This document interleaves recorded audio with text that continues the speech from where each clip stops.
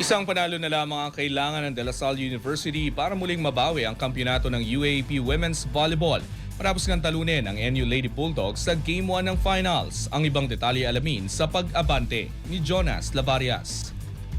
Isang sweep sa Game 1 ang iniukit ng wala pa ring talo na DLSU Lady Spikers matapos patahimikin ang defending champions na NU sa score na 25-23, 25-18 at 25-18 nitong Miyerkules sa SM Mall of Asia Arena. Sa kabila kasi ng kanilang 15-0 record ngayong season, ayaw magpakampante ng Taft Bay squad.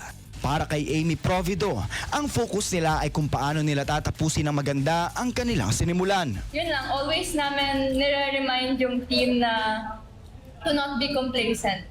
Kasi hindi talaga ito about kung paano namin sinimulan yung season, pero kung paano namin i-end yung season. Bumalik din ang bangis ni Angel Canino na kumamada ng 17 points at ayon sa kanya, mahalagang manatiling nakatapak ang kanilang mga paa sa lupa dahil hindi pa tapos ang laban. Ang gagawin lang namin is to remind everyone to not be on the cloud nine and to focus kung anong goal talaga namin. Kasi gusto din talaga namin matapos tong season na to na maganda. Eto, one step closer lang to, pero hindi pa natatapos yung laro talaga. Hindi rin nagpauli si Shane Reterta na nagrehistro ng 11 points. Target niyang panindigan ang kanyang magandang laro kontra NU sa second round kung saan bumida siya pitpit ang kabuuang 21 points para tuluyang makuha ang kampyonato.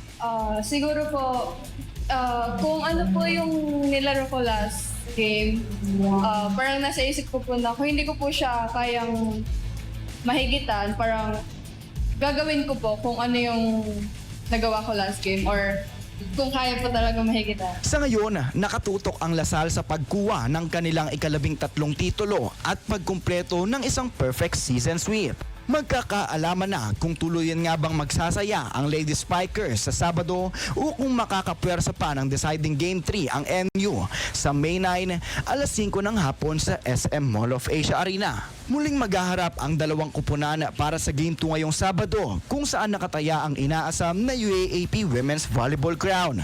Ako, si Jonas Lavarias, Abante. Manatiling nakatutok sa Abante, sundan kami sa aming mga social media accounts at huwag kalimutang mag-subscribe sa aming YouTube channel, DWAR Abante Radio, para sa mga eksklusibong balita.